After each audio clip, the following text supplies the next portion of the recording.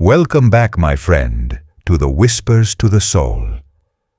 Today, I would like to ask you a question. In your daily life, in your travels, in your dreams, have you ever paid attention to an empty chair? Have you ever pulled your eyes away from your phone long enough to ponder why the chair goes through life vacant and untouched? I invite you to focus your attention on an empty chair the next time you see one. You might be surprised at how the chair crouches in a corner and avoids eye contact, doing its best to blend with coffee tables and lampshades, doing its best to avoid the pitying glances from families crowded on a reclining sofa.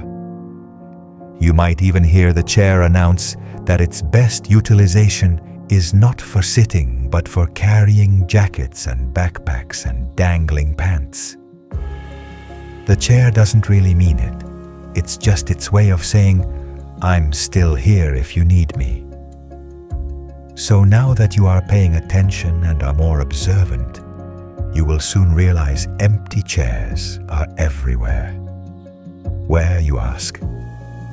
There, behind a ficus tree, cowering at the sight of people debating if they should wait in the lobby or go without their friend. There, huddled in a place of worship, simulating deep meditation, giving off the vibe that they should not be interrupted. There, in restaurants, scooted so close to the table, they cannot be seen. Some chairs stay empty for a couple of days, some for months, others for years. My invitation to you is to take a seat in an empty chair. Let it feel your presence and your compassion, if only for a moment. Otherwise, the chair may end up like the chair in our story, a chair purposely dispatched to the heart of Texas furniture store as an individual, not part of a set. The chair, however, had no desire to exist on her own. She hinted at her desire when she was placed next to a luxurious ivory leather sofa. "You wouldn't believe the ride I had over here," said the chair. "For starters, they put me in a dark truck, too dark for my taste. Of course, I've spent plenty of hours in a dark warehouse, so the darkness I could handle. The bumps and the rattling, on the other hand, were new to me. They made me a bit queasy, and at one point I thought I was going to jump out of my harness and hit the ceiling." The chair waited for a reaction from the sofa, but the sofa remained silent.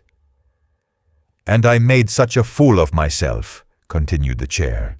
"Like an idiot, I kept shouting, 'Anyone have space for an extra member?' And all I got was silence. Someone could have said, 'No, we don't have space,' or at least offer a grunt of acknowledgement.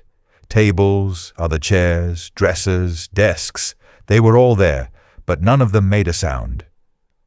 I felt like I was in the truck all by myself. Still, the sofa did not speak. "Their silence continued for hours," said the chair. "So when the doors finally opened, I absorbed the light and let it put me at ease. My peace didn't last for long.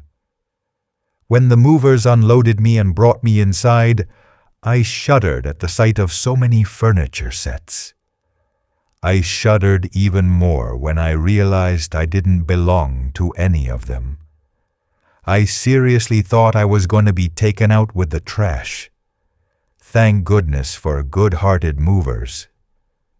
If it wasn't for them, I would have never found my way to you and your family. I would have never found my new home."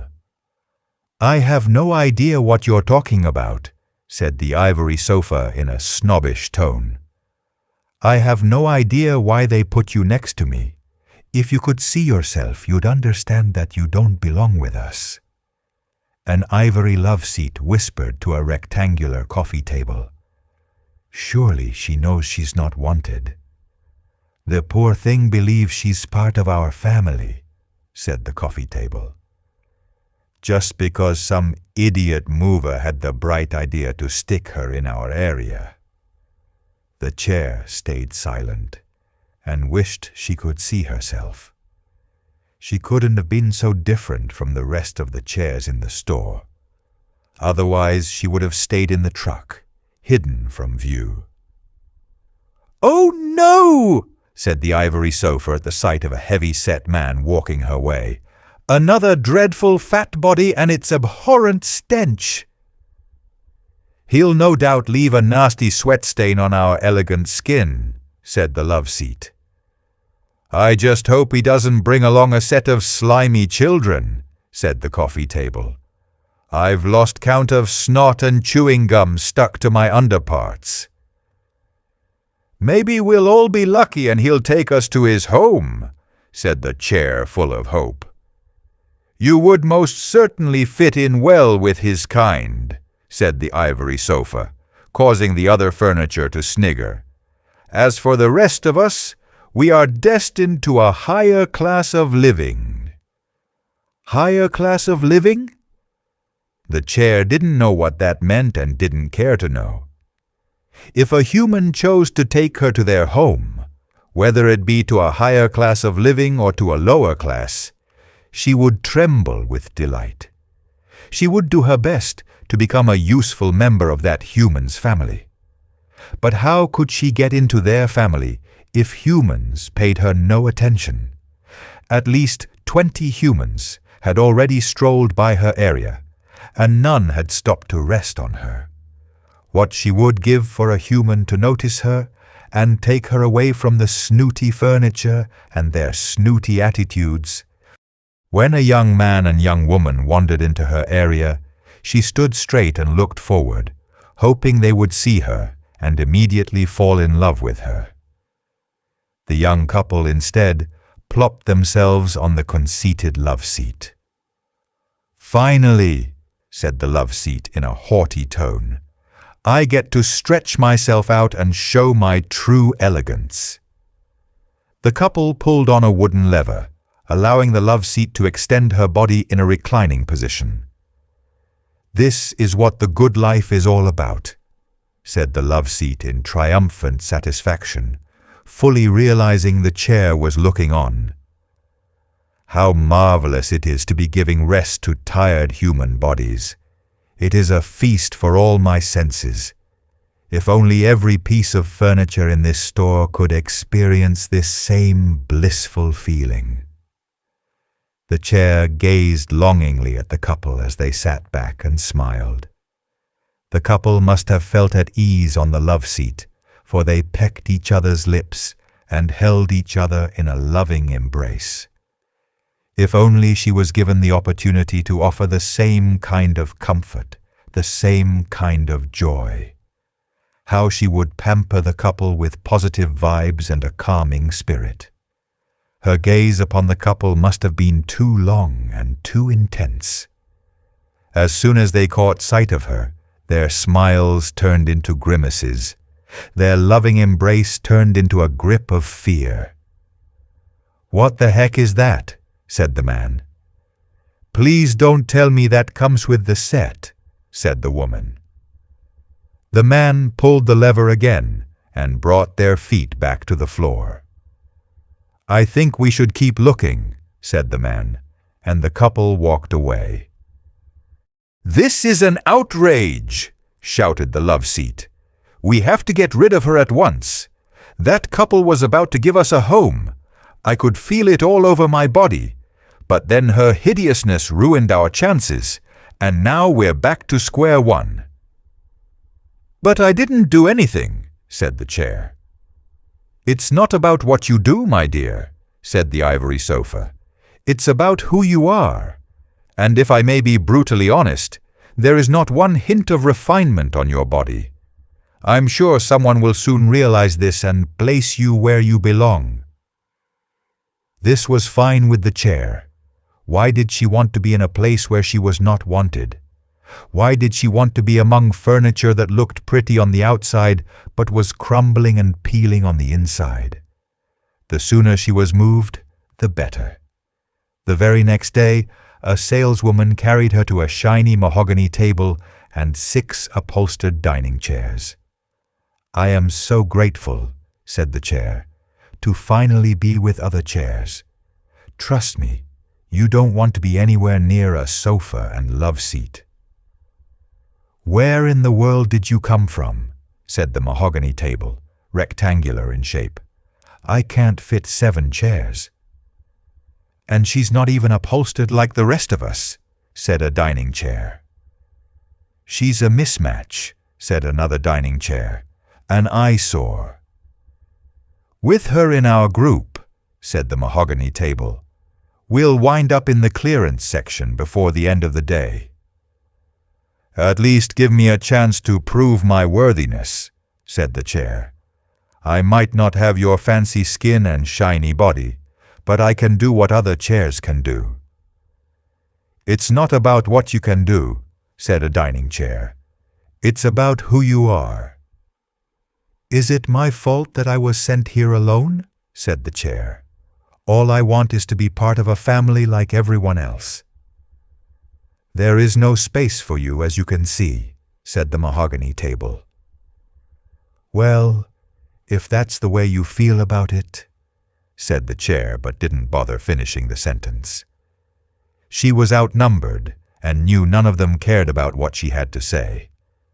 She couldn't believe that not one single chair stood up for her or showed any compassion. What was so wrong in adding her to their family? There was plenty of room for her to fit. She could easily squeeze into a corner. She spent the rest of the day wondering where they would move her next. To another living room set? She would rather return to the bumpy dark truck. To another dining room set? And then be told there was no room for her. She didn't know if she could handle another rejection. So what was left? A saleswoman approached the chair and shook her head. Not sure what I was thinking in putting you here, said the saleswoman. Maybe we can try a bedroom set. Anywhere but here, thought the chair.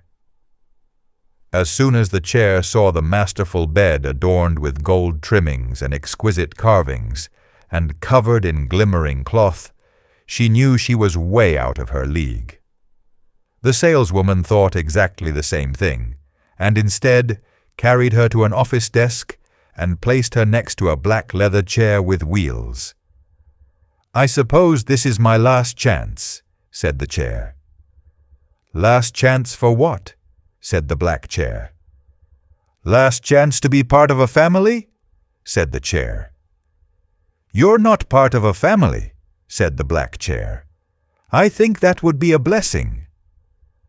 A blessing for whom? Said the chair. The way I see it, said the black chair. You could be sold for less, which means a better chance at finding a home. I've been here for days and no one has even sat on me, said the chair. You can't find a home if no one sits on you. Can you spin around like me? Said the black chair, swiveling. No, said the chair, not even knowing how to move. Can you recline? Or massage a human's back? Or hold a human's cup? Humans seem to love those things. I'm afraid I don't know how to do any of those things, said the chair. Oh no, oh no, no. What's wrong? Said the black chair. I suddenly realized I don't have any earthly chance of finding a home or a family, said the chair. The black chair abruptly stopped twirling. You shouldn't think that way. Of course you will find a home. Everyone finds a home sooner or later. But in your case it might not come easy. You might have to try harder than the rest. Here's a suggestion. Try projecting your beauty onto others. Let them know the abundance of qualities you have to offer. I don't know what I have to offer, said the chair, sounding desperate. What if I have nothing to offer? What then? Every chair has something to offer. If nothing else, a place to rest. A place where humans can come together and connect with each other. The chair released a sigh of relief. You are so right. I can offer rest just like any other chair. And not only that, I'm going to be the best one at providing it." The chair spent the next few days beaming with confidence. But even with the confidence and a price tag of $50, customers paid no attention to her. The saleswoman escorted people right past her, hour after hour, and never bothered to point her out. By the end of the week, she was dropped off in a corner of the clearance section, where more than ever she wished she belonged to a family, to any set or to anyone. To her disappointment, other items in the clearance section came and went so fast she never got a chance to bond with them, though she initiated conversations on several occasions. For her attempts, she barely got a "that's nice" and "I don't know." She complimented the shiny, smooth skin of a love seat and received no response, not even a lousy "thank you." After a week of moping and seeing other furniture taken to homes, though they were scratched and cracked, she began to wonder why no one wanted her. She got her answer when a young couple wandered into her area and accidentally bumped into her. The woman with gold necklaces gasped and exclaimed, "What an ugly chair!" "You ain't kidding," said the bearded man with a bun. "It looks deformed." They didn't even bother to try her out. She would have done her best to comfort them. She would have provided rest for their tired bodies. "Am I that hideous?" she thought as they walked away. "Am I really deformed?" The next day, the truth stared her in the face. A cherry wood dresser with a chipped drawer was placed far enough in front of her that she could see her full reflection in the mirror. She wobbled at the mere sight. Never had she seen such unpolished and rustic wood. Discolored patches around her joints declared her unfinished, a misfit among the fine furniture in her surroundings. Her seat looked wide enough to fit 2 adults and hard enough to withstand a sledgehammer. She did not possess long, sleek legs like other chairs. For some ungodly reason her legs were bulky and stunted, a complete mismatch with the rest of her body. And if these defects were not enough to make you flee from her presence, big red blotches pulsated from her back and her arms, spawning the declaration, "I'm a monstrosity." Every time she peered into the mirror, a deep depression weighed upon her body. She became so heavy it took 2 cleaning crew members to scoot her aside whenever they vacuumed her area. She didn't care. All she wanted to do was slip into unconsciousness and never awake. She remembered the words of the swiveling chair, "Project your beauty onto others." What beauty? She had none. So what could she project? Anger, mostly. Anger against the one who created her. Anger for being born. Anger against the customers who grimaced when coming into her presence. The chair thought she would never experience fullness and joy. Never. So, when a large oak table and her 6 children were carried into her area and placed a few feet in front of her, she didn't even bother to greet them. "Hello, little chair. What brings you to the infirmary?"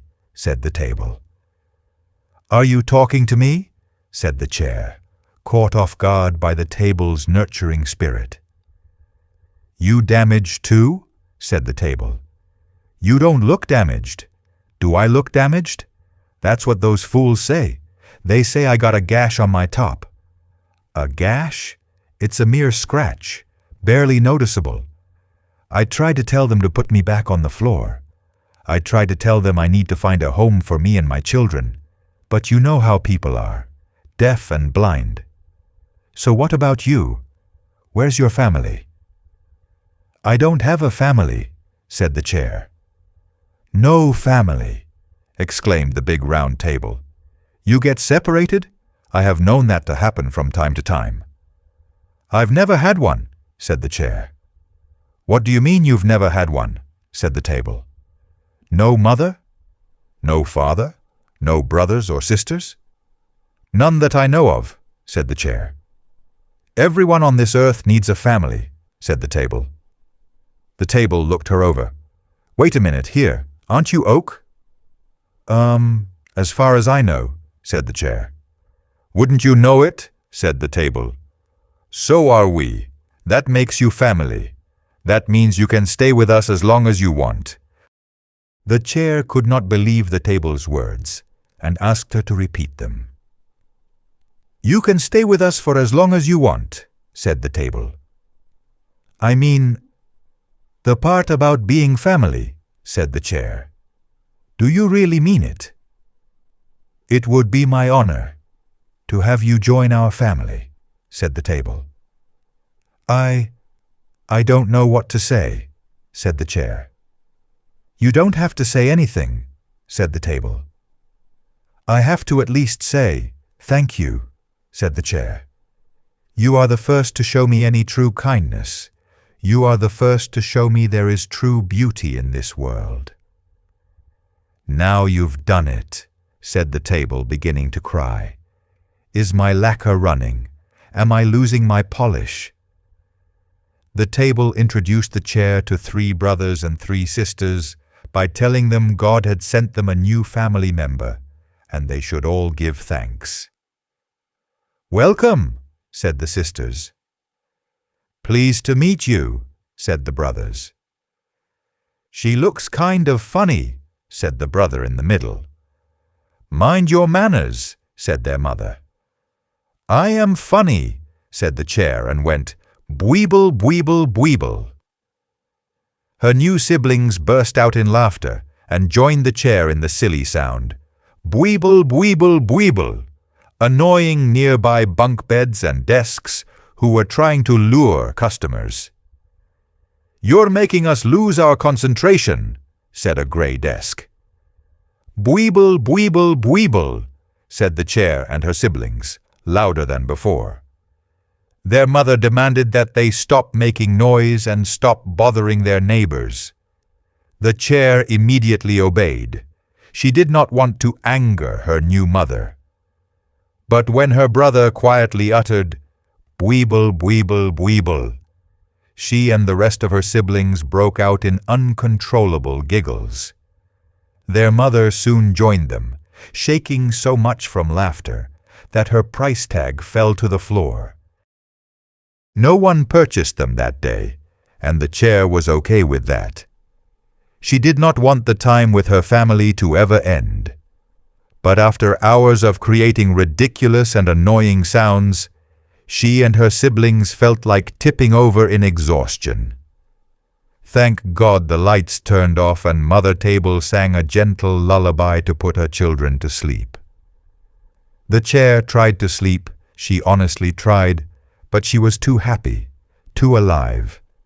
She instead secretly gazed at her new mother and new siblings, wishing she was closer, wishing she could touch them.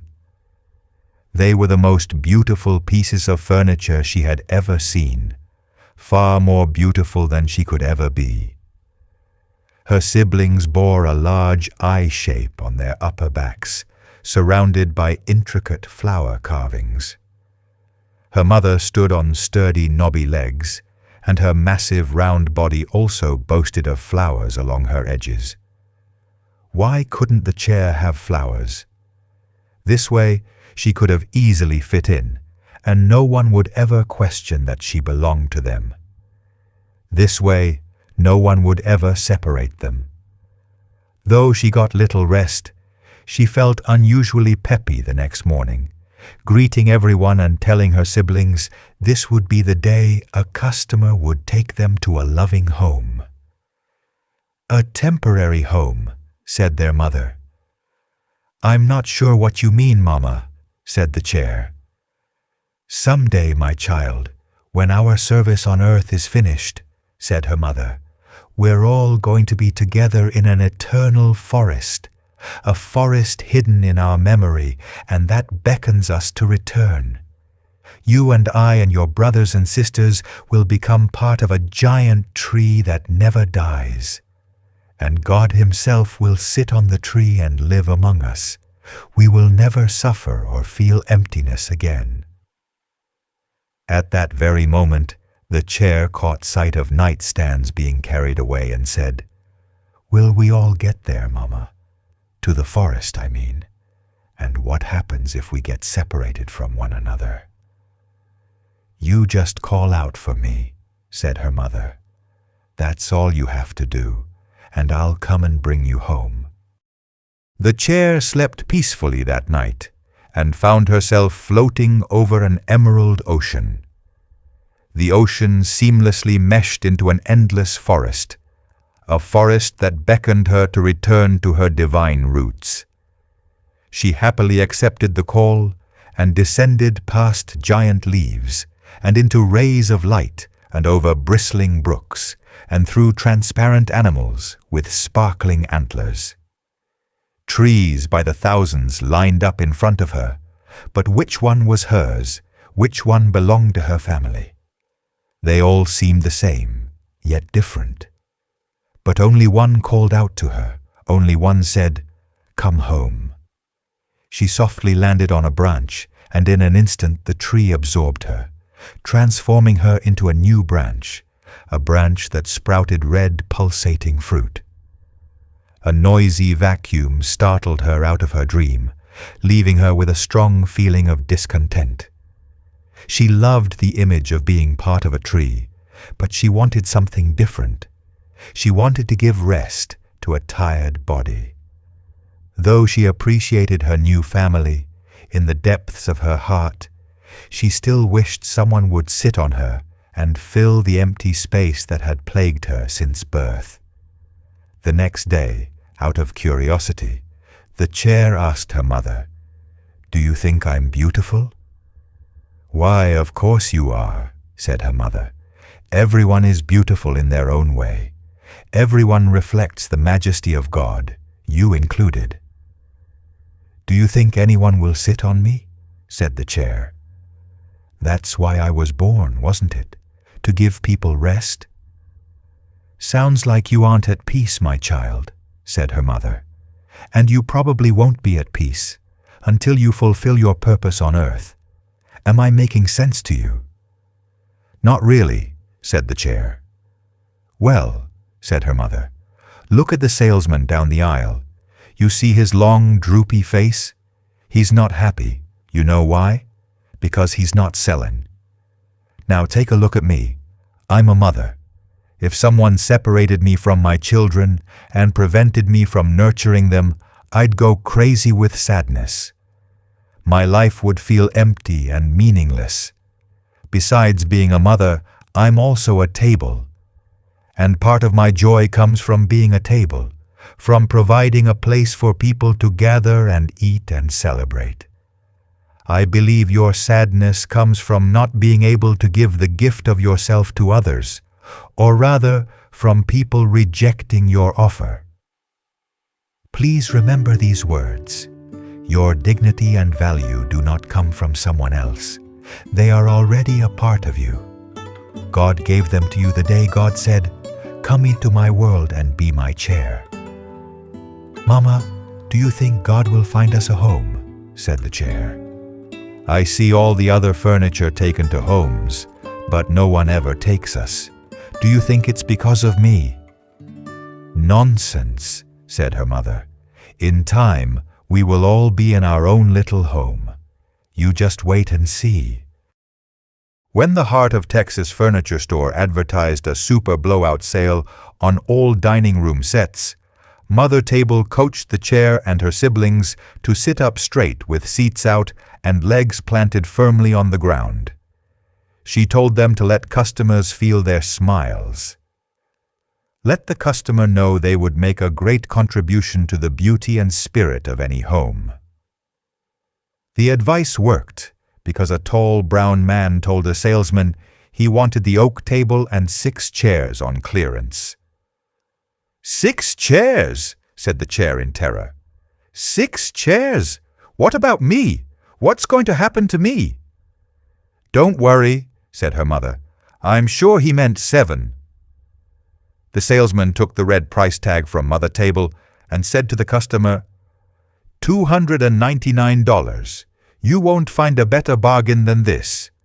Seeing that you're saving money today, could I interest you in anything else? How about a nice oak cabinet for your dishes?"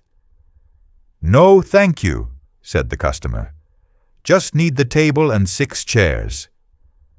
"I told you," exclaimed the chair, as the salesman and customer walked away to fill out a credit application. "I told you he doesn't want me." "I'm not going without you," said her mother. "Stop worrying. Let me just think a minute." The chair trembled with anxiety. She did not want to be left behind. Her family meant everything to her. What would she do without them? "I've got it," said her mother after a few minutes of thinking. "This could work. It has to work, but we have to act fast." "What do I do, Mama?" said the chair. "I need you to come and stand among us," said her mother. "Huh?" said the chair. "I need you here in between your sisters," said her mother. "The movers will be so busy wrapping us up that they will think you're part of the original set. By the time they figured out you're missing, you will be on the truck, and we will all be on our way to a new home. Together." "I still don't understand," said the chair. "How do I get from here to there?" "You just move," said her mother. "I don't know how to move," said the chair. "No one has ever taught me." "You have to focus on the area where you want to go," said her mother. "Desire to go there with all your heart and strength. Then, little by little, you will begin to move." The chair took a deep breath and focused intensely on the space between her 2 sisters. She felt herself using all her strength to heave forward, but made no movement. "It's not working," she said. "Keep trying," said her mother. "You have to keep trying." The chair took another deep breath and filled her heart with the desire to touch her mother before it was too late. Out of nowhere, her legs trembled and inched forward, so slowly that a passing customer did not even notice. "That's it," said her mother. "Keep it up." The chair continued her slow and clumsy trek toward her family, wondering if she would make it before the movers showed up. Her siblings cheered her on, saying, "You can do it, sister. You're almost here." By the time she reached her mother and leaned against her strong body, she wobbled from exhaustion and felt ready to collapse. What kept her from falling over was an amazing boost of energy that ran through her body, an energy sparked by her first experience of physical affection. "Oh, Mama," said the chair, trembling and resting on her mother. "I love you." "I love you too, my dear and sweet child," said her mother tenderly. "You stay still now, so no one can detect you." The chair remained completely still when the movers approached her mother and her siblings and began wrapping them in plastic. "Hey, look at this," said a white man with broad shoulders. "Some jerk tried to sneak this ugly chair into the dining set. Can you believe that?" "Just let it go," said a stocky brown man. "Ain't nobody else going to want it." "That's not the point, doofus," said the white man. "If management finds out we let an unpaid piece of furniture go out, that's our jobs, man. You want to get fired over this nasty-looking chair?" The brown man chuckled, shook his head and said, "You're right. I ain't losing my job over some freakish chair." He lifted the chair and violently dragged her away from the big table. "Mama!" cried the chair. "Mama, don't let them take me." "I'm right here, child," said her mother. "I'm not leaving without you."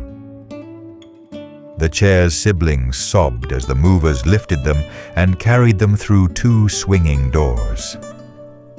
"I'll never forget you, Mama," said the chair, alone with her mother. "I wish we had more time," said her mother. "I wish to God that I was strong enough to take you with me." "The forest," said the chair. "What about the forest?" said her mother. "Will I see you again in the forest?" said the chair. "Oh, honey," replied her mother, "I will be the first one to greet you." The movers returned and carefully hoisted the table off the ground. "Mama, don't go," shouted the chair, now weeping. "Mama, please stay. Don't leave me alone." Mother Table must have shifted all her weight onto her legs because the movers were forced to put her down. Was a miracle about to unfold? Was Mother Table going to remain with the chair forever? "No," said the chair, as the movers proved their strength and determination and lifted Mother Table off the ground. "Goodbye, my beautiful daughter," said her mother. "Someday—" The chair clung to her mother's last word for as long as she could. And with the last word, the last image was affixed, the image of her mother being carried away into the 2 swinging doors.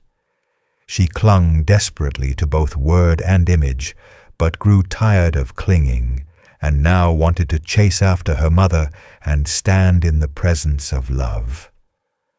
Unfortunately, her mind could not muster the necessary strength. Her legs wobbled and went limp, just as a clumsy child ran into her and knocked her over. She tumbled into darkness and called out for her mother and called out for God. All of a sudden, the darkness turned into shades of green. "The forest," she whispered. "I'm going to the forest to be with Mama." The chair then slept for a very long time. A sudden knocking stirred the chair to consciousness. She awoke to find an old white woman tapping a hard cane across her front leg. "Will you look at this?" said the woman to her equally old female companion. "Can you believe the junk people donate to us?" "It's a crime," said the companion. "People think just because we're old and in a nursing home we'll take anything." "Well, it's just taking up space," said the woman with the cane. "Ain't nobody gonna sit on something so uncomfortable. And look." The chair let out a cry of pain when the old woman poked her arm, causing it to wobble and almost jolt out of its socket. A river of questions suddenly flooded her mind. When did her arm break? How did she get into this room full of old people? Where were Mama and her brothers and sisters? "Sure is broken," said the companion, unaware of the chair's confusion and pain. "We should put it out of its misery and use the wood for a nice cozy fire." "You can say that again," said the woman with the cane, as she and her companion doddered away. Days passed in the nursing home, and absolutely no one sat on the chair. Instead, the old folks scorned her, saying, "It looks more older and more broken than we do." The chairs they cherished were cushioned and flowery and had the abilities to rock and to massage. And the chair had none of these things. So go ahead and ridicule her. Go ahead and reject her. She was accustomed to both. "Now, daughter," came her mother's voice, "remember what I said. Stand up straight with seat out and legs planted firmly on the ground. Let these people feel your smile." Unfortunately, she had no smile, only a terrible longing to be with her family, a longing that turned into anger when her desires went unfulfilled. The old folks must have noticed. An old man said, "That wood looks harder than stone." The chair no longer cared about what they thought of her. She could not change people's hearts and minds. She could not force them to sit on her, or return her to her family.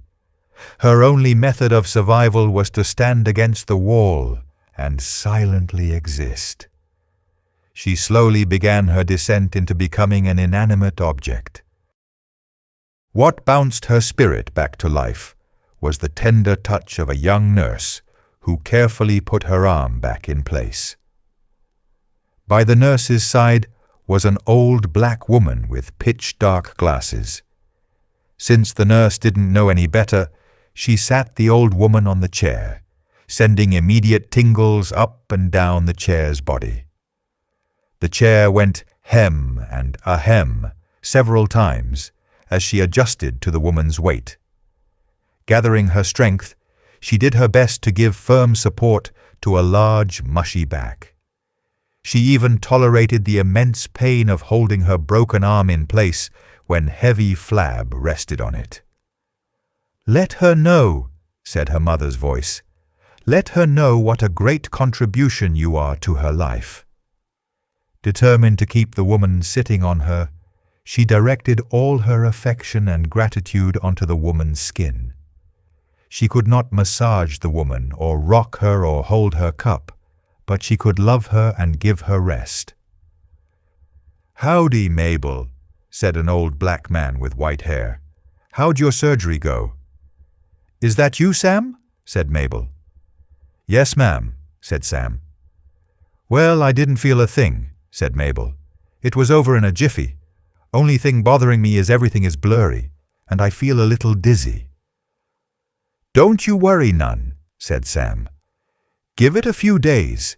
You'll probably see things you've never seen before." "I hope it's hidden money," said Mabel, jiggling with laughter, causing the chair's legs to bounce backwards. "And lots of it." "Careful now," said Sam. "You're going to make me go hide my millions, and you know I'm too old for digging." "If you got millions, you can pay someone to dig." "Mabel, do you need a job?" said Sam, patting her shoulder. "You're terrible, Sam, just terrible," said Mabel with a chuckle. Despite her inability to recline, the chair felt as though she deserved to lay back and bask in her accomplishments.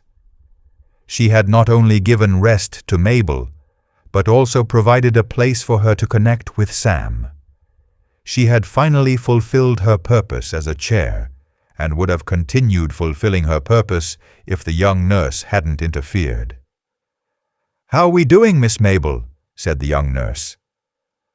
"Oh, fine, just fine," answered Mabel, caressing the chair's tingling arms. "Just enjoying this comfortable chair. You know, this sure is a nice chair.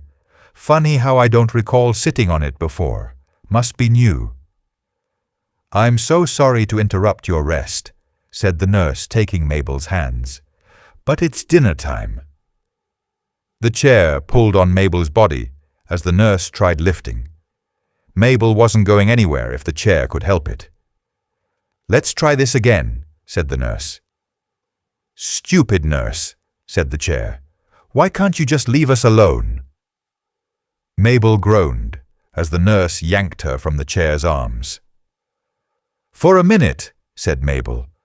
"I thought I was going to stay here for the rest of the night." That was exactly what the chair intended, but it was not meant to be.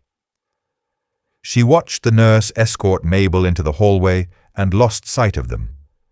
As the hours passed, she found herself missing Mabel and yearning for her return. "Oh," she groaned every few minutes. "When is she coming back?" she whined every half hour. She would have continued her groaning and whining if the other chairs and pool tables and game tables had not told her to quiet down. She knew the routine. After supper, the old folks never returned. Who knows where they went or what they did? It didn't matter. Groaning and whining did the chair no good. The best thing she could do was to sit and be patient like everyone else. "My apologies," said the chair. "This is the first time in my life that I feel like a real chair." Imagine the delight that ran through her body when the nurse brought Mabel the next morning. Though her body bore no polish or varnish like other chairs, that day she shone brighter than all of them.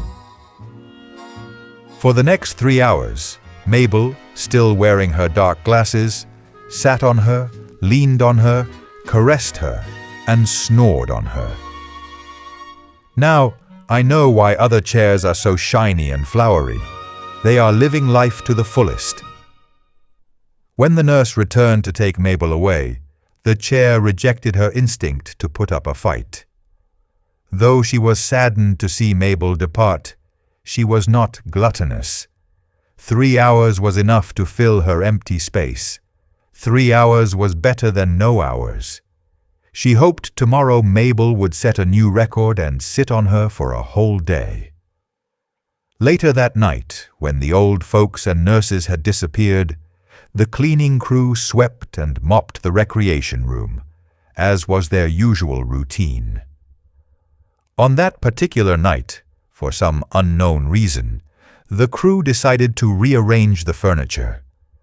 A poker table found a new home directly under the TV mounted on the wall. A magazine rack was assigned to guard the restroom door. Large green plants in ceramic pots acquired coveted spaces near the windows. An armchair with sky blue upholstery and beaming with pink stargazers emerged out of nowhere and unwillingly became the chair's new neighbor. "It gives this side of the room a little more color," said a scruffy-haired man. "Old folks don't see in color," said a clean-shaven man with slicked-back hair. "They see in black and white." The chair watched the men push their cleaning carts into the adjoining room and waited for the lights to flicker off. She then politely welcomed her colorful neighbor, but received a snooty "humph" in reply. "Just trying to be friendly," said the chair. "I don't make friends with your kind," said her sky-blue neighbor. "I would appreciate it if you keep to yourself, and I will do likewise, for we have nothing in common." The chair noticed her neighbor's light brown legs and said, "Aren't you made of oak?" "Of course," said her neighbor. "What is that to you?" "I'm oak too," said the chair. "That means we're family." "Me related to you?" said her neighbor. "What a hideous thought. If you are oak, you must belong to a lower class. You don't even have any luster. Honestly, whoever made you was either intentionally cruel or had no idea what he was doing." The chair sank into darkness and wished the lights stayed off forever. What if her new neighbor was right? What if she was intentionally created to live a life of constant rejection? What if no one ever chose to love her? "I will always love you," came her mother's soothing voice, "with a love that is meant to be shared. So please, dear daughter, offer this love to Mabel and let her take root in your heart." "What a colossal fool I am," thought the chair, "to be listening to this snooty neighbor of mine. My mother is right. Mabel now occupies a place in my heart, and I will do everything possible to keep her there." To her surprise, when Mabel arrived the next day, she strode in without the assistance of the nurse and without the dark glasses. Mabel was greeted by friends with, "Look at you all healed up, and what a speedy recovery." Mabel raised her eyes to the ceiling and said, "Praise the Lord for modern medicine and excellent doctors."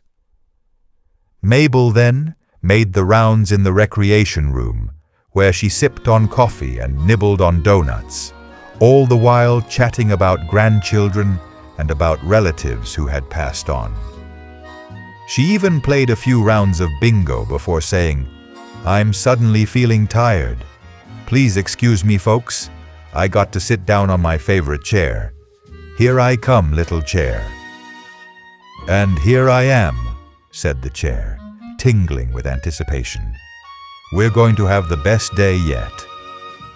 For the first time since they met, the chair could finally see Mabel's eyes, emerald green like the ocean in her dreams. She expected joy to bounce out of them. She expected delight to dance in her sparkling pupils. Instead, confusion pulled Mabel's brow into a tight knot. Mabel's eyes moved from the chair to the sky-blue neighbor and back again. "Lord, have mercy," said Mabel, scratching her head. "Why on earth did they move this ugly thing next to my beautiful chair? I hate when people be moving furniture around. I just hate it." "My exact thoughts," said the chair. "Feel free to move my blue neighbor back where she belongs. Or better yet, why not take me to your room where I can be yours and only yours?" "Hey, Sam," called Mabel. "Sam, I need your help." Sam came rushing along. "What is it, Miss Mabel?" "Help me move this chair." The chair froze. Was her wish finally coming true? Soon she would be with Mabel for the rest of her life. "Which one of these did you want moved?" said Sam. "Really, Sam?" said Mabel, hands on her wide hips. "Yeah, really, Sam," said the chair. Sam nodded and grinned. "I was just testing you." Sam mistakenly lifted the sky-blue chair and said, "Where do you want it?" "Oh, I get it," said the chair. "Sorry, neighbor. Looks like she doesn't want you sharing our space." "I'm thinking closer to the TV," said Mabel. "That seems far enough for me," said the chair. "I wasn't too fond of her snooty attitude in the first place." The chair braced herself for Mabel's heavy body. But Mabel did not sit. Instead, Mabel just stood there, shaking her head. "Sam," she called out, "hold on a minute."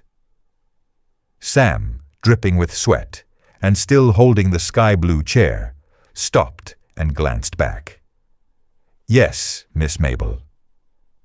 "I got a better idea," said Mabel, pushing the chair into the wall.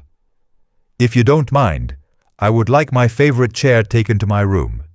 Can you be a sweetheart and do that for me?" Sam released a strained chuckle and nodded. "I sure can. I'll do it right away." But instead of Sam returning for the chair, he lugged her sky-blue neighbor across the room, bumping into walls and old women, telling people to get out of the way. "And as for you," said Mabel, staring into the chair's soul, "we got to do something about you." She called a young nurse who readily responded. "You okay, Miss Mabel?" said the nurse. "I'm fine, but I got a request which I hope you can fulfill." "I'll try my best," said the nurse. "Please say you want me in your room," said the chair. "Please say we'll be together forever." "Can you leave a note for the cleaning crew?" said Mabel, as she pressed her finger onto one of the chair's red dots. "Tell them this chair has no business here. I mean, look at it. It's just taking up space and destroying the beauty of our home." The nurse smiled. "I thought the same thing. I have no idea how it got to us. But don't you worry none.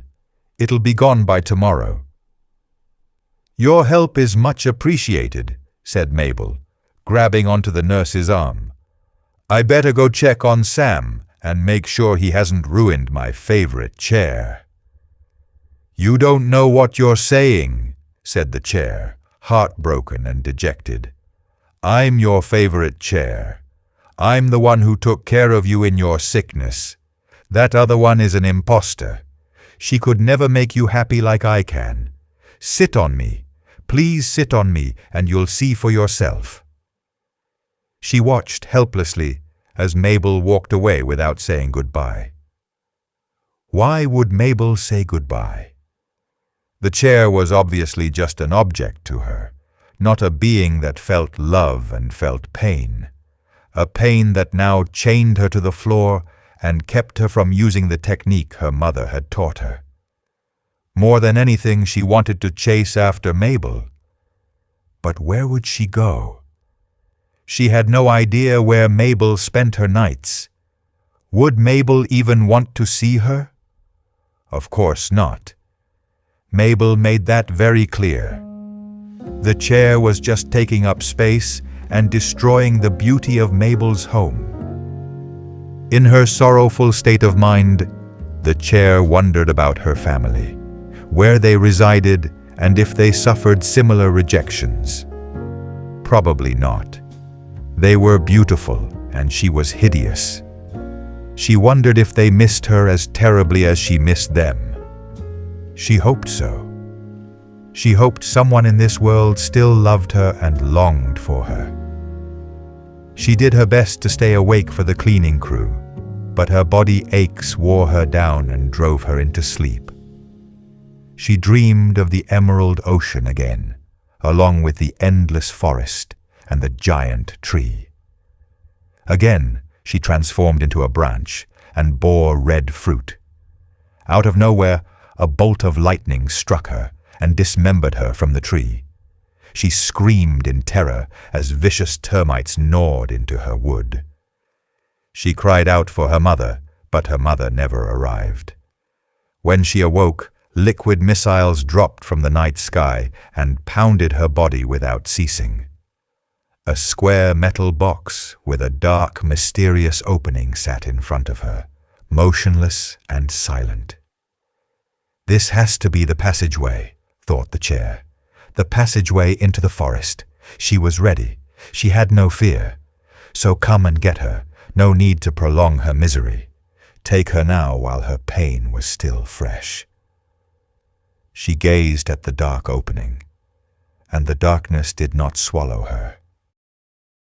When the sun rose early the next morning, and light pierced the droplets of water still clinging to the chair's body, a brown man with a bushy mustache and streaks of gray hair passed the metal box and abruptly stopped. The chair recognized this man as a daytime janitor, the same janitor who periodically sprayed her with a lemony fresh chemical and wiped off specks of dust from her seat. "Would you look at this?" said the man, wiping the chair with a white towel he pulled from his back pocket. "I can't believe they're feeding you to the dumpster." He surveyed the chair from all angles and said, "I don't see anything wrong with you. Heck, if they don't want you, I sure do. I'm taking you home with me. What do you think about that?" "I've always wanted a home," said the chair. The man lifted her over his shoulder and strutted to a burgundy pickup truck. "After I get out of work, you'll be going to a nice cozy house," said the man, carefully laying her on the bed of his vehicle. "With a little polish and a little fixing up, you'll be just right for a dinner guest, maybe even for a wife." As the chair basked in the warmth of the sun, she fantasized about her future in her new home. She envisioned a table and other chairs and other furniture joyfully welcoming her to their family. "We have so much to tell you," they would say. "We don't know where to start, so we'll start from the beginning. How we got here, how we have lived here, how home is the greatest place on earth, how it is now your home, and you will never be alone again." A little after 5 p.m., when the sun and the fantasies began their descent, the brown man returned. "Que milagro," said the man. "You're still here." "Where else would I have gone?" said the chair, confused. "Good," he said, patting her stubby leg. "I can't wait to start fixing you up for our guest. I hope you're ready for a bumpy ride." Bouncing and skidding from side to side frightened the chair at first. At any time she could fly out of the truck and shatter into 1,000 pieces. Once the truck increased velocity, her fear turned into excitement as gusts of refreshing wind blew against her body. She experienced dizziness, the kind you get from a carnival carousel, and wanted more. When the ride came to an abrupt halt, she slammed into the front cab and let out a scream. Fortunately, her body remained intact and unbroken.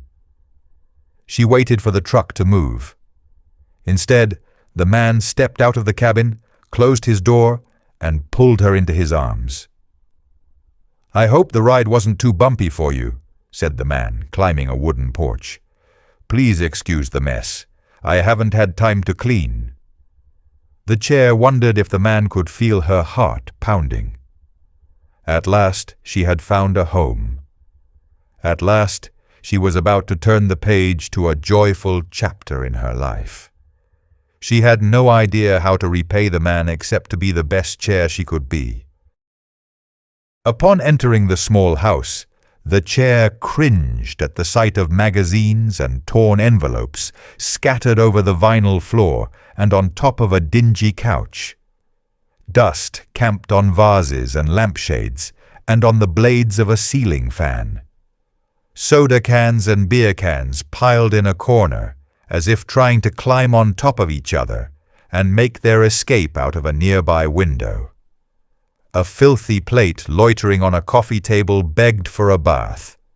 He could no longer stand the stench of week-old ranch dressing and half-eaten potato chips.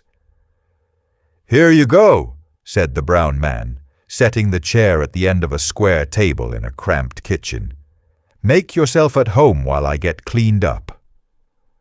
The man walked away, leaving the chair to clear her throat several times, hoping to evoke a greeting from her new family. Silence. She got pure silence. What a way to begin her first day in her new home. She looked at the plate and silverware in front of her, and judging by the coat of dust on their bodies, it was obvious they had not been used in quite some time. In contrast, the plate and silverware on the opposite end emitted a sparkling vibrancy. "Looks like the cheapskate finally decided to buy another chair," said the white plate on the opposite end of the table. "And she's not a very pretty chair, is she?" said the silver fork. "Probably paid a couple of dollars, if even that," said a tall chair. "I can almost guarantee he found her in the trash," said the silver spoon. "Can anyone in this world ever look beyond my appearance?" said the chair, wanting to cry. The chair leaned into the plate and silverware in front of her and whispered, "Are the others always so cruel?" She got no reply. "Excuse me," she said angrily. "Did you not hear me talking to you?" "Sorry," said the end of the table nearest to the chair. "But you'll get no response from them. I'm afraid they have become inanimate objects. From a lack of touch, I think. You'll find this house full of lifeless things. In fact, there are only a handful of us whose spirits have not been absorbed by the sadness flowing out of our caretaker. Our daily revival is nothing less than a miracle." "I don't understand," said the chair. "You will," said the table.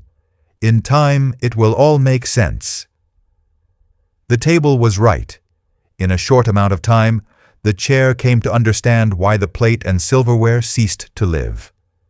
For 6 days of the week, the brown man abandoned home from the rising of the sun to its setting, leaving the furniture waiting and longing for his return.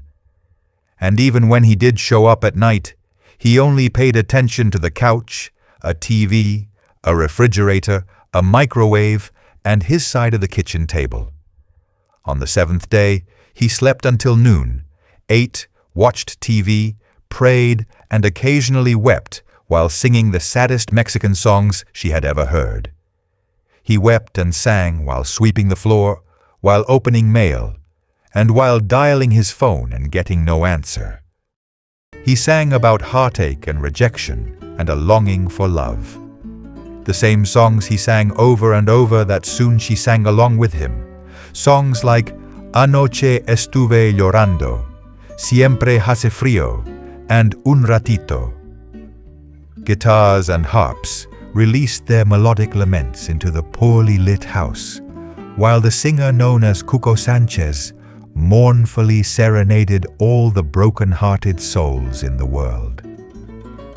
This weeping and this singing dominated that part of the day known as breakfast, lunch, and dinner.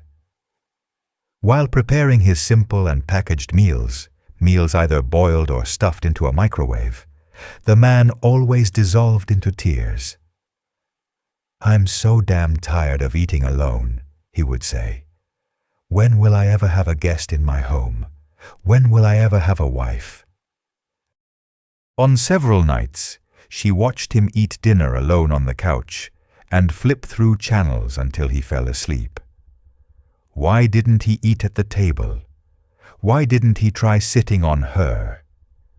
She would have provided comfort and companionship. The couch, on the other hand, did not seem to value the man in any way. It knocked him onto the floor twice in the same week. "You are now this man's family," came her mother's voice. "Let him know he is valued." One night, she followed her mother's instructions, directed all her desire toward the sleeping man, and moved sideways away from the table. "What on earth are you doing?" said the table. "I'm avoiding becoming an inanimate object," said the chair, and inched ever so slowly toward the man. A snail would have easily outpaced her. "You're breaking the rules," said the tall chair. "We don't go to humans. They come to us." "If I don't go to him, who will?"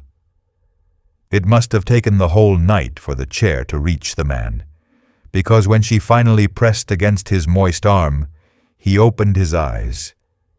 He instantly sat up and glanced around the house. "How in the world did you get here?" said the man. "I don't remember bringing you to the couch." He rubbed his chin and squeezed his eyes. "Or maybe I did. Who knows? Maybe I should get my brain scanned."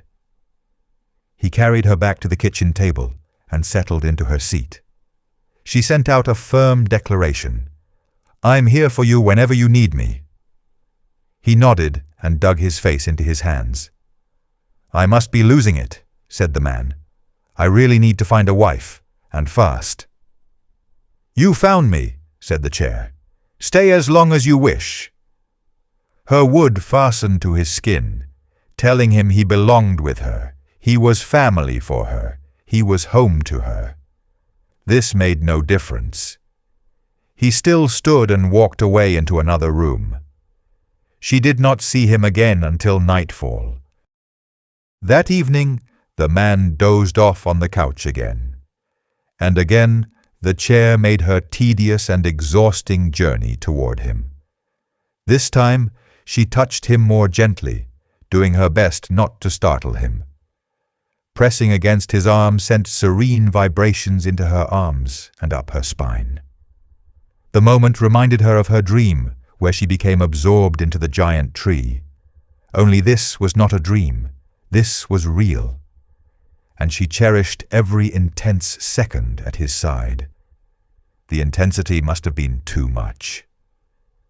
The man opened his eyes and shouted, "Ave Maria Purissima!" He scooted into the corner of the couch and panted out his fear. "What do you want from me, you evil spirit? Please leave me in peace." He stumbled into the kitchen, tossing cans and cereal boxes, searching for something in the darkness. She just hoped it was not for a saw or a torch. She didn't mean to frighten or anger him. "Calm down," she said. "Don't do anything foolish." A light clicked on, and he appeared in front of her holding a small plastic bottle. "Please don't let it be lighter fluid," she said, panicking. He raised the bottle and squirted liquid over her body, saying, "In the name of the Father, of the Son, and of the Holy Spirit, begone, evil spirit." He repeated the squirting and the words several more times until he felt comfortable enough to touch her and relocate her back to the table. She sighed with relief, realizing she would not be burned or thrown out with the trash. She sighed with sorrow, realizing she could no longer go to him on the couch. Like the other furniture, she would have to gaze at him from afar. Like the other furniture, she would have to wait for him to approach her. On one particular cold night, the man took his place at the table and released long, deep sighs and squishy, wet sniffles. The chair had to stand on her tippy toes to get a good view of the man slurping ramen noodles into his trembling mouth and dabbing his wet eyes with a paper towel. She wished her arms could reach over and pat his back. "Someday," said the man, tapping his fork on the table, "someday a woman's going to sit across from me. There, in that miserable empty chair. We're going to hold hands and make goo-goo eyes. And we're going to laugh so hard, tears of joy will run down our cheeks, and our lungs will gasp for air." The chair slid slightly to the side, caught off guard when he stood and knelt beside her. "When the moment's right," said the man, "I'm going to get down on one knee and ask this woman to marry me. And praised be to God, she's going to say yes, a big and wonderful yes. And this chair will never be empty again. In fact, this chair will no longer be a chair, but a throne for my queen." The man surprised the chair by planting himself forcefully on her seat. "Ouch!" cried the man. "This chair really needs a cushion."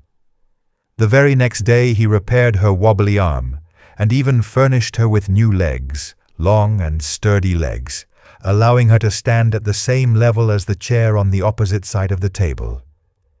He then spent hours sanding her wood, and spent days brushing her with enough coats of lacquer to cover her big red dots. When she was fully dry, he was kind enough to tie a flowery cushion to her glossy seat. "What beauty!" said the man with the widest grin she had ever seen. "You truly are a throne fit for a queen." Lonely meal after lonely meal, the chair eagerly awaited the queen. But she remained empty and unused. What if the queen never arrived? What if there never was a queen to begin with? It was just a fantasy conjured by the man to spark her hope. False hope. The man made little effort to invite a queen to his home. No phone calls were made, no letters sent. Who knows what he did in the outside world, but he always turned up alone, muttering his favorite word, "Someday." Someday he would have a wife. Someday he would have someone to talk to. Someday the chair would be filled. Perhaps that someday would begin on his 45th birthday, or his 50th, or his 60th. Someday his birthday wish would come true. "Empty promises," said the chair, spitting out dust and creaking from old age. "I've heard them 1,000 times." By the time the man turned 67 years old and suffered through kidney dialysis 3 days a week, the chair's brave fight against the spirit of sadness seemed to be in the final rounds. "We admire your will to live," said the silverware on the opposite side of the table. "You have outlived so many others." "We admire your strength," said the table and the tall chair. "Something the man no longer possesses." The chair hated to admit it, but they were right. In front of her sat a crumpled man, barely able to chew his food. A man who spent his dinners weeping and lamenting over all his wasted years. The chair flinched any time the man angrily banged his fist on the old table and grumbled against God for never answering his prayers. If only the chair had fists. She too would have banged them against the table. She, like the man, longed for a sincere show of affection, or even just a transitory pat, any human touch to revive her drooping spirit. Her case was a lost cause. No matter how hard she prayed, no matter how attractive she looked, no one ever came and sat on her. In the quiet mornings when the man attended his dialysis, the chair often thought of her family. She wondered if they were still together, if they were still alive. She missed her mother the most and wished she could see her before she died. Their time together was too short, their separation unjust. In the evenings, the house filled with retching and gasping for air. What always followed was the chair joining the man in a round of weeping. She now desired more than anything to be in a peaceful slumber, in a beautiful forest, away from lonely men, away from lifeless furniture, away from quiet mornings, away from retching and gasping for air. "I look at you and think, you probably feel like me," said the man sitting across from her one summer evening. "Neglected, unloved, forgotten by everyone. I'll never know why we are the chosen ones, you and I. Why are we the ones carrying all the loneliness of the world? People will remember us as the lonely man and the empty chair, if they remember us at all." Groans sprang from his mouth as he stood and grasped the table. Using the table as support, he slogged toward the trembling chair. "I always wanted a queen for you," said the man, taking a seat. "A friend would have been enough," said the chair, pressing closer to his body and cherishing his touch. "That queen has never come," said the man. "I am sorry for that. I should have left you by the dumpster all those years ago. Maybe somebody else would have found you. Somebody better. Somebody with a family." "You are my family," said the chair, channeling her love into his spirit. "You have never really been alone." The man nodded and smiled again. Then, without warning, his face contorted, his body convulsed, causing him to knock the dusty silverware to the floor. Clutching his chest and gasping for air, he took one last look at his room and leaned back and sank into her arms. "He has become an inanimate object," said the chair after a few moments of silence. "From a lack of touch, I am sure." The other furniture and objects that still had life in them all bid the man farewell and thanked him for providing them a home. Weeping quietly, the chair held onto the man's lifeless body and somehow began to rock him. "You go forward," said the chair soothingly. "You go forward into that lost memory that now calls you home. May you receive all the embraces and all the kisses and all the conversations, and that one beautiful queen that you did not receive on earth." She rocked him long into the night and did not stop rocking until she knew he was where he needed to be. A pounding on the front door startled the chair from a sleep so dark dreams could not penetrate it. It took several seconds to emerge from a thick fog, and when she did, she discovered she lay on her back and was looking up at the ceiling. The pounding erupted again, alerting her to the man sprawled out on the floor next to her, his body bloated and covered with buzzing flies. Before she could try to reach him, the door flew open, sending a large blanket of light over their final moments together. "Oh, God," gasped a woman, as she and a male companion covered their noses. "I knew we should have come sooner. He never missed dialysis. I knew something was wrong. And now look at him, dead on the floor." The woman respectfully put a towel over the man's puffy face and lifted the chair to her legs. "What happens now?" said the chair. The table, silverware, and the tall chair stayed silent. "Do you think another human will come and take us?" Again, no response. She suppressed a cry when she pressed against the table and discovered its spirit had departed. "Is anyone still here?" said the chair, calling out to all the other furniture and objects in the house. She hoped at least the silverware would say something, but they were also lost in an eternal slumber, and there was nothing she could do to bring them back. "I have his brother's number," said the woman. "I sure wish I had better news for him." The man's brother was not present when yellow men invaded the house. The chair was not so lucky. She witnessed them lift the man and stuff him in a blue plastic bag. "Be careful with him," said the chair. "He's valuable." She watched helplessly as the yellow men carried the man away. "Take me with you. Let me accompany him until the very end." She did not want to be left alone in a house with dead objects. She wanted to return to her mother and siblings and cherish their moments of laughter and affection. She wanted to return to Mabel and give rest and comfort to her tired body. She wanted to return to a time when the man still lived and still spoke of someday. She hoped his brother appreciated the work the man put into repairing her and beautifying her, and that would be enough for him to take her to a new home.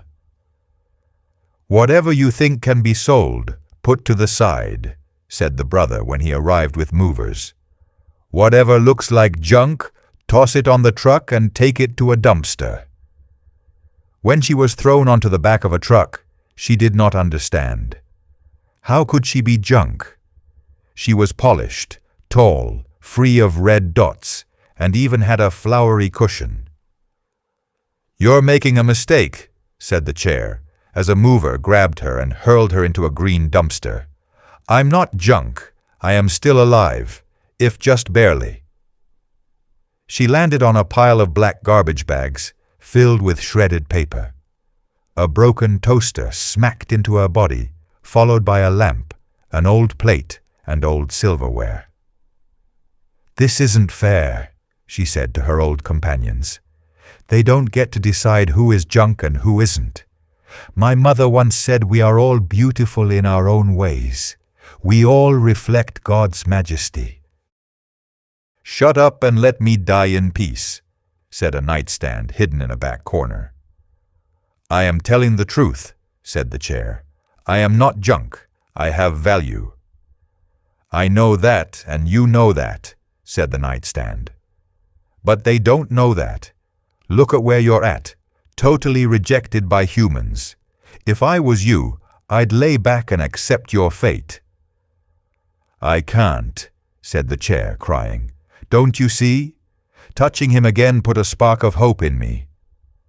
"Sorry, sister," said the nightstand. "You have reached the one place where hope cannot exist.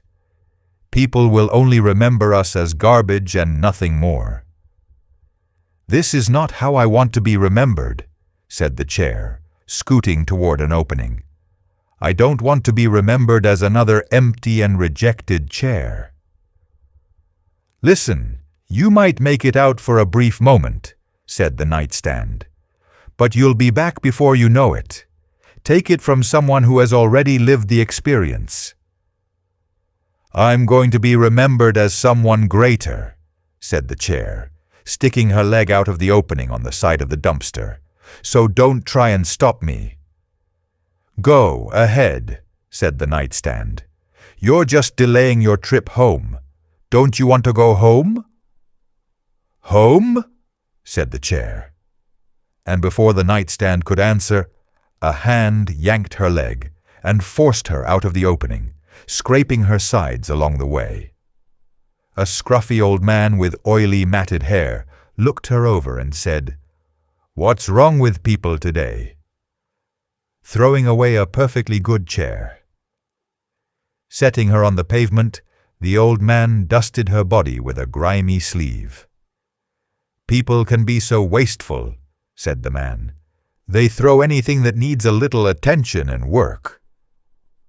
The old man plopped himself on the chair and nodded. Uh-huh, just as I said, a perfectly good chair. A surge of energy flowed through the chair's body, evoking a desire to give comfort to the old man on a hot, sunny day. That's how she wanted to be remembered, as a comforter, as a giver of rest, as a good companion. She suddenly stood straight and tall, puffed up with pride in being a chair. And not just any chair, a chair that rose from the land of the dead, from a place of despair. For such an awesome, unexpected blessing, she thanked God. This time she knew the relationship with the old man was going to last for years. This time the man would actually sit on her and never leave her. This time. "Yep, it's a nice chair, all right," said the old man, standing and dusting off the back of his pants. "But there ain't no way I'm carrying it back to camp. It's too hot and I'm too old. But I bet if I leave it out, someone else will come along and take it. I can only hope." The old man tilted the chair against the scorching green metal and said, "There you go," all ready for someone to take. An intense Texas sun broiled the chair for hours, causing her arms and back to bend and peel. "Why is everything so blurry?" said the chair, ready to collapse. "Where am I?" "You are on your way home," said her mother's voice. "Home, Mama?" said the chair, delirious. "Yes, daughter," said her mother's voice, "where you will be loved and cherished all the days to come." "Why wasn't I loved and cherished for all the days gone by?" said the chair. "The nightstand was right. I will never be more than garbage to these humans. So come on, garbage trucks and garbage collectors. Get it over with. Propel me over an emerald ocean. Cast me into an endless forest. Attach me to a giant tree. Send me anywhere but here." Arriving with rumbling engines and deafening beeps, the garbage truck warned all objects, "This is the end. Get ready for the end." "What is going on today?" said a garbage collector, kicking the chair away from the dumpster.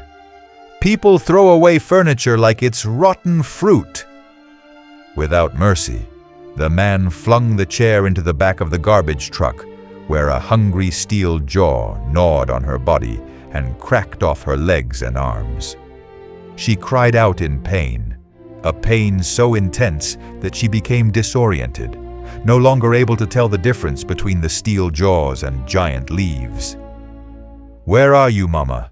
said the chair. "I can't see you."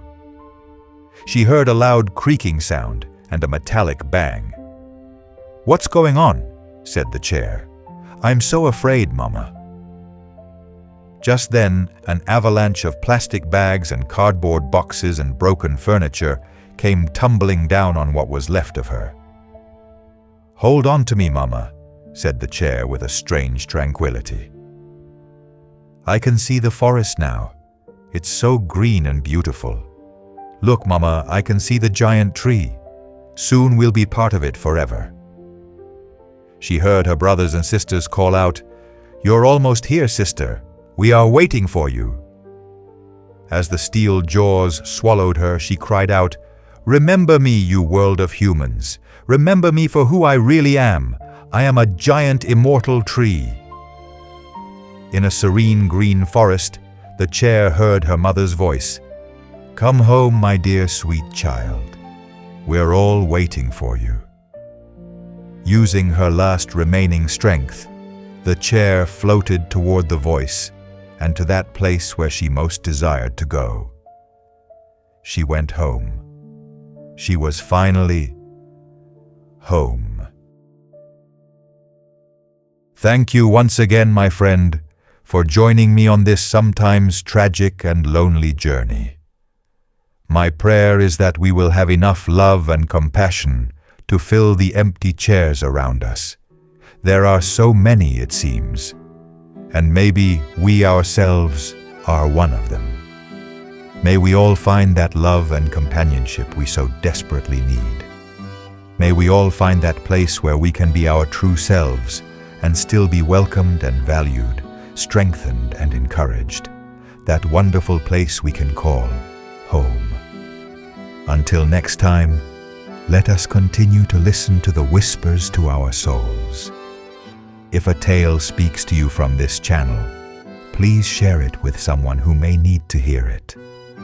Let's walk this road together, my friend, one whisper at a time.